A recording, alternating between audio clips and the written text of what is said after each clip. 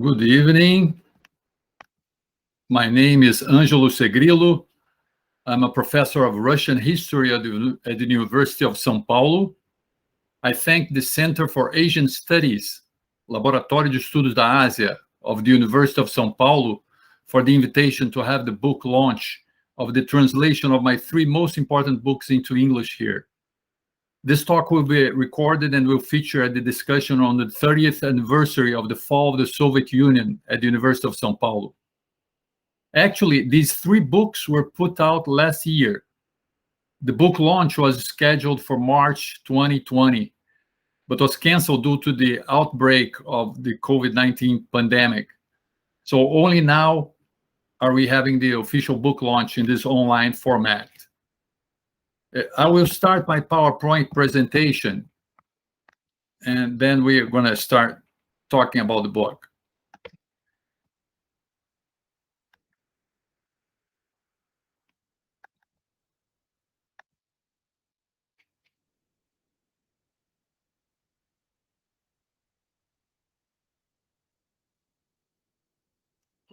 Okay.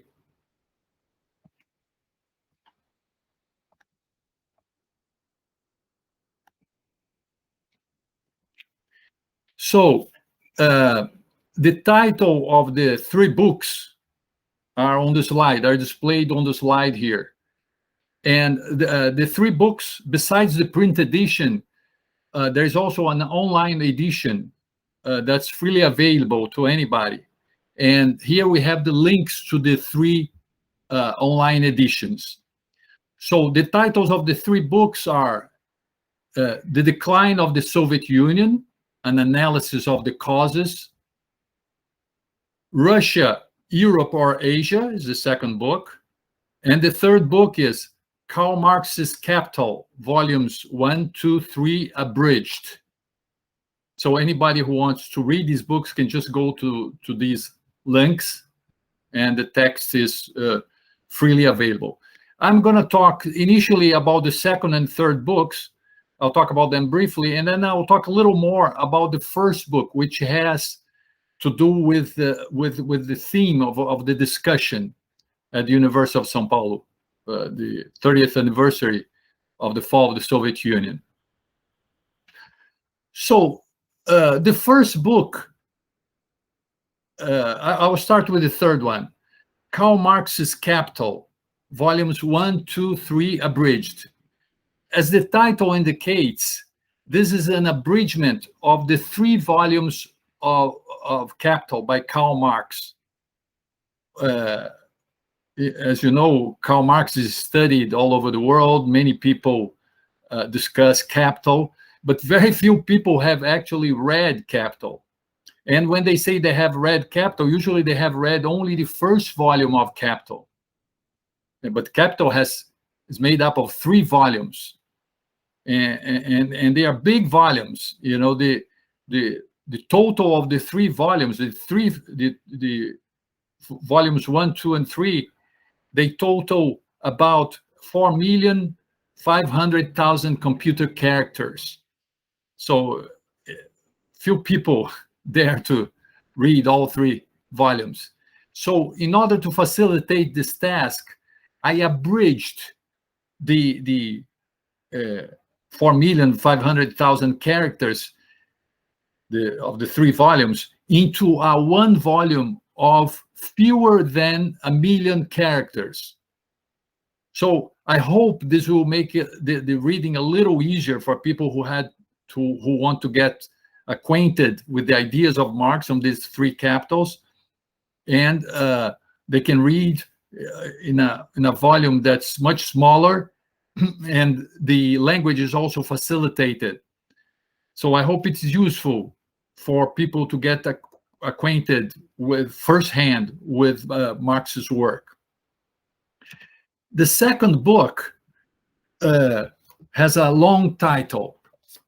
The full title is Russia, Europe or Asia, the question of Russia's identity in the discussions between Westernizers, Slavophiles, and Eurasianists, and an analysis of the consequences in present-day Russia. So this book is about a fundamental identity issue, identity question among Russians. And they can't find consensus on this question. It's the question whether is Russia basically European or Asian? Or maybe it's neither Europe nor Asia. Maybe it's a unique civilization. Or maybe it's a combination of both. So this question, it's a very difficult question to tackle. If you take, for example, geography, as far as territory, Russia is basically Asian. It's about 75% of Russia's territory lies in Asia. Now, if you take population, it's the other way around. A little more than 75% of Russia's population lives in the European side of Russia, which is more densely populated, because Asia has all those big deserts and it's more sparsely populated. So it's difficult to know whether Russia is Europe or Asia, East or West.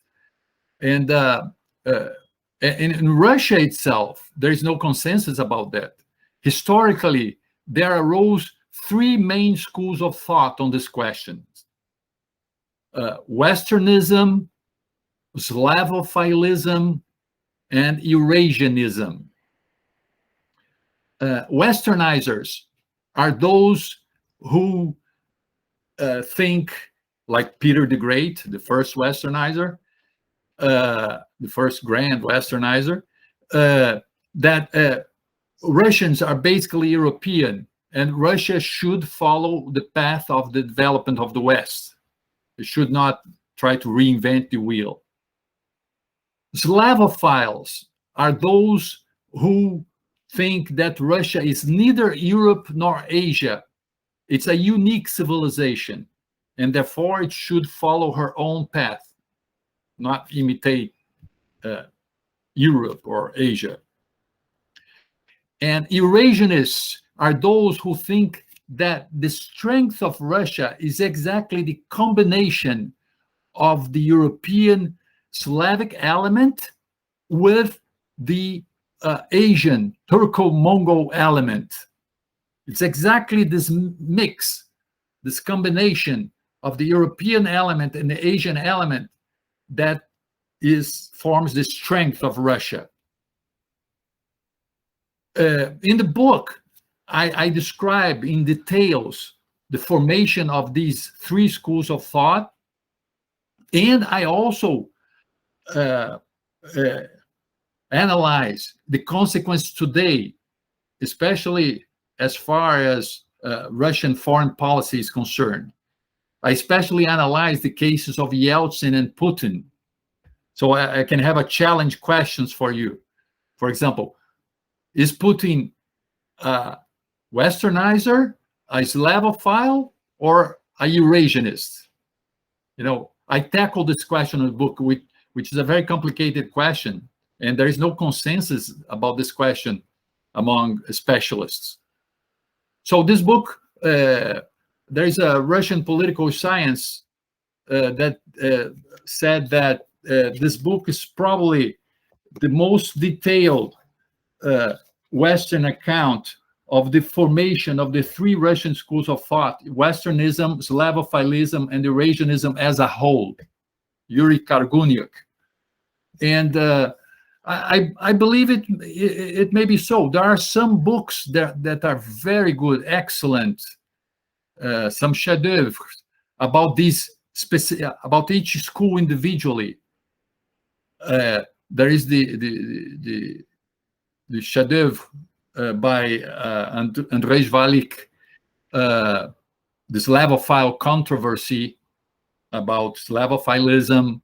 There's the excellent book by Marlène Laruelle about Eurasianism. And those are great books. But these are books about one of these specifics, one specific school of thought. And I think about this a book that comprises all three schools of thought. I think really mine maybe it's really the most detailed Western account of the formation of these three schools of thought, taken as a whole together. And finally, I come to the first book, The Decline of the Soviet Union, an analysis of the causes. In this book, I analyze the decline of the Soviet Union even before perestroika, because perestroika started because the Soviet Union already had problems before 1985 when perestroika started. So I analyze the problems of the Soviet Union before that happened before perestroika, and that caused the Russian leadership to start perestroika. So I start the book with a quotation by Gorbachev.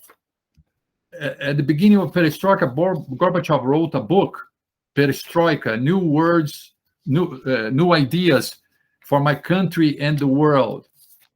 And in this book, he analyzed, he stated what led the Russian leadership to start perestroika. So I'm going to read a quotation from this book. This is Gorbachev speaking. Let me first explain the far from simple situation that had developed in the country by the 80s and which made perestroika necessary and inevitable. Analyzing the situation, we first discovered a slowing economic growth. In the last 15 years, the national income growth rates had declined by more than a half, and by the beginning of the 80s had fallen to a level close to economic stagnation. A country that was once closing on the world's advanced nations began to lose one position after another. Moreover, the gap in the efficiency of production, quality of products, scientific and technological development, the production of advanced technology, and the use of advanced techniques began to widen, and not to our advantage. And all this happened at a time when scientific and technological revolution opened up new prospects for economic and social progress. So, in this quotation, in this passage, he describes the reasons why they had to start perestroika, why it was necessary and inevitable. And then he mentions there was a slowdown of the economic growth. The Soviet Union was growing very fast in the 1930s, 40s, 50s, parts of the 60s. But then in the last 15 years, it means the 70s and the 80s, it slowed down abruptly. And he said that the technological gap with the West was widening in this period. So my question was to investigate the cause of this slowdown in the 1970s and 1980s. Why did the Soviet Union grow so fast in 1930s, 40s, 50s, and a great part of the 60s, and then slowed down in the 1970s and 80s? I'm going to show some figures here, a new table that shows the average rates of growth in each decade. And then here we see that really in the 1930s, 40s, I accept here the war years, the Second World War years. In the 1930s, 1940s, 1950s, and even in the 1960s, that was very high growth. In 1930s, 40s, and 50s, it was over 10% a year. In 1960s, also very 7.2% in the 1960s. It's like China. But then in 1970s went down a little below 5%. And in the 1980s, it was very below 5%. It was closer to 2% sometimes. So my question is, why did the Soviet Union grow so fast and performed so well in 1930s, 40s, 50s, and a great part of the 60s, and slowed down in 1970s and 1980s? And as I analyzed the problems of the Soviet Union, I noticed that if I only looked at what was happening internally in the Soviet Union, that was not enough to explain what was happening. I noticed that I had to look outside the Soviet Union, what was happening in the economy of the world at large, to be able to understand the problems the Soviet Union had in the 1970s and 1980s. Because in the decades that the Soviet Union was growing very fast, the most advanced production paradigm form of organization of labor was Fordism. And in the 1970s and 1980s, when the Soviet Union had problems, the most advanced production paradigm form of organization of labor was actually what they call the paradigms of flexible specialization. The most important of them was Toyotism. Toyotism defeated Fordism in the 1970s, and from the 1980s on was the paramount production paradigm, and invaded the West also, the capitalist West. So was it just a chronological coincidence that the Soviet Union was doing well while it was competing against Fordism, and that it started having problems when it was competing actually with Toyotism, with the paradigms of flexible specialization? And then I found out that it's not only a chronological coincidence, there is also a causal nexus there.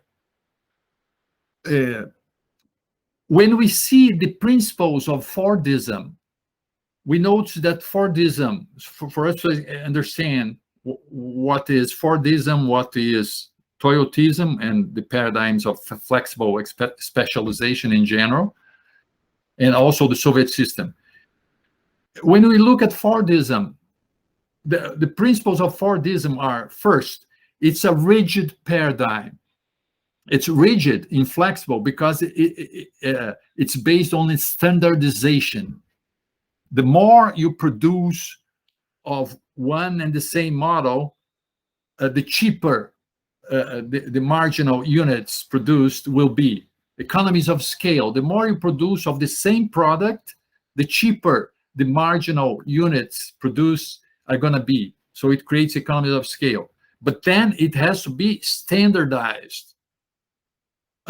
So it's a rigid paradigm.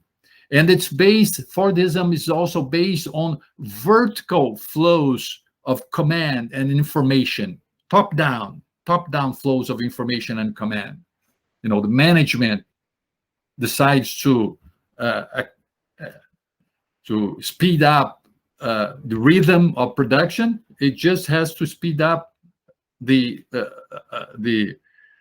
conveyor belt, for example. And thirdly,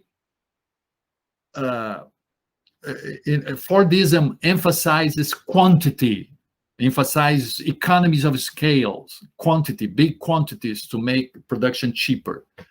So Fordism is rigid. It's based on vertical flows of information and command, top down, and it emphasizes quantity, you know, economies of scale. Now, when you look at the paradigms of flexible specialization, the most important of them is Toyotism. The principles of Toyotism are very different, actually opposite. As the name says, paradigms of flexible specialization, the main feature of Toyotism is flexibility. The secret of Toyotism is its flexibility, because it's not based on economies of scale. It's based on economies of scope or economies of variety. It's when you cheapen the marginal units produced by producing different models of the products. And how do you produce different models of the products cheaply? In Fordism, it's very expensive because the Fordist machines are dedicated machines. They're dedicated to just one task, and it's very difficult to adapt them to new tasks. But the Toyotist factories, they used the new technological innovations of the third technological revolution, the revolution of computers. So now you have machine tools that have numerical control attached to them. I mean, computer programs attached to them. So the machines can do different tasks. They can change from one task to another very flexibly, very rapidly. So you can have economies of scope, economies of varieties. So the machines are flexible. And also, the workers are also flexible, polyvalent, because since the machines, they are electronic now, and they have the numerical controls.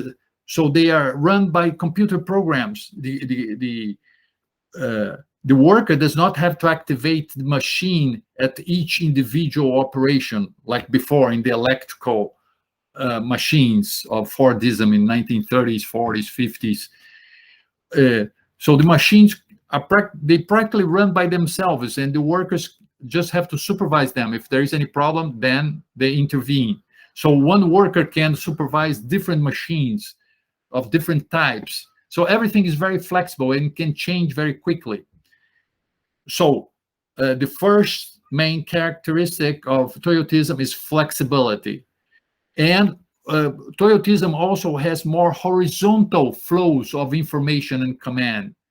A Toyotist worker can stop the assembly line to find the source of the errors, and so the third characteristic is Toyotism, the paradigms of flexible specialization. They emphasize quality, not only quantity, but also quality. They have all those techniques of total quality control. They have quality circles. So there is a great emphasis on quality. So Fordism and Toyotism, they have very different principles. Fordism is a rigid system based on vertical flows of information and command, top down, and emphasis on quantities, economies of scale. And Toyotism, it's based on flexibility. That's the main feature. And it emphasizes more horizontal flows of information and command, and emphasize quality. So these are very different principles. So why did the Soviet Union competed well with Fordism in the 30s, 40s, 50s, and 60s, the times when Fordism was the most important paradigm in the West, and it had trouble when the most important paradigm they were competing against was Toyotism, the paradigms of flexible specialization. When you look at the principles of the Soviet system, actually you see that they are very akin to Fordism. The Soviet system, isn't it rigid? Isn't the Soviet system based on vertical flows of information and command, top down? And isn't the Soviet system also emphasize quantities? In the Soviet Union, you had usually one big factory that sometimes produced for the whole union. So we can see that the principles of Fordism and the principles of the Soviet system are very similar. Both are rigid. They emphasize vertical, top-down flows of information and command, and emphasize quantity. So when the Soviet system was competing against a Fordist paradigm of the Fordist paradigm of the West, it performed well against the capitalist countries. Actually, it was growing twice or three times the rate of advanced capitalist countries. But when the most advanced paradigm in the West became Fordism, became Toyotism, the paradigms of flexible specialization in the 1970s, 1980s. The Soviet system had problems. It could not adapt to such principles that were so different. Flexibility, emphasis, flows, more horizontal flows of information and command, emphasis on quality. It had problems in this problem. And it was not only the Soviet system that had problems. The Fordist factories in the West, they had big problems in the 1970s and 1980s. They were losing the competition against the Toyotist factories. And they survived because they imported Toyotist principles, total quality control, just in time. And then they adapted, and then they adapted. But the Soviet Union also tried to do the same thing. It also tried to adapt. Perestroika was an attempt to make the Soviet system more flexible, right? More horizontal flows of information and command. More emphasis on quality, not only quantity. But they could not adapt the system to these principles of flexibility, more horizontal flows of information and command, emphasis on quality, and keep the socialist pillars of the system. The socialist pillars of the system ended up breaking up in the process.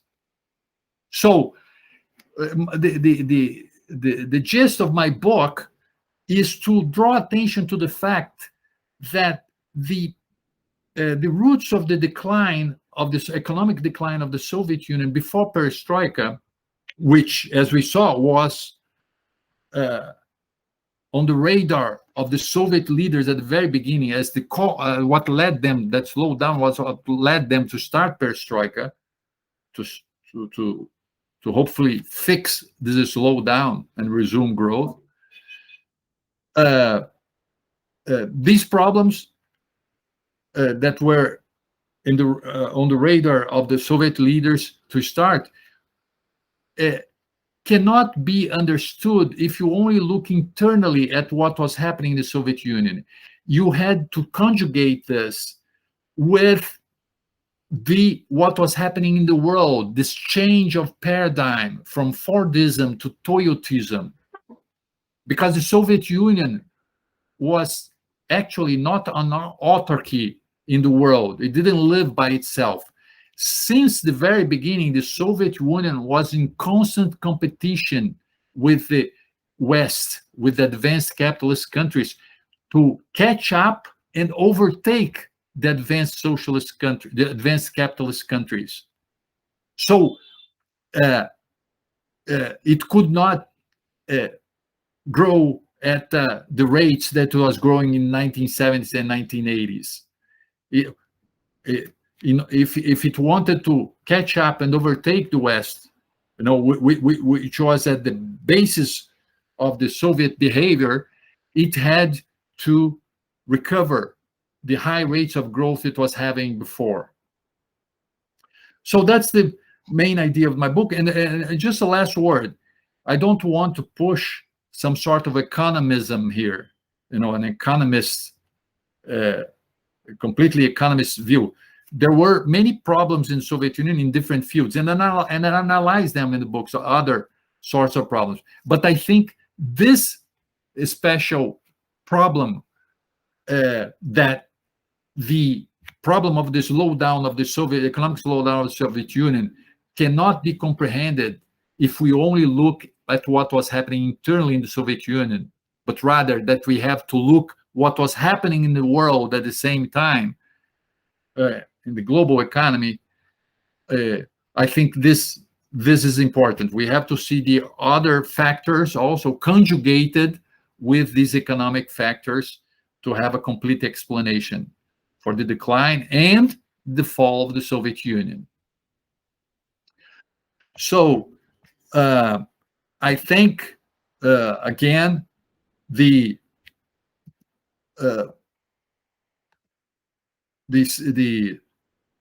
the Center for Asian Studies of the University of São Paulo for the opportunity to present my for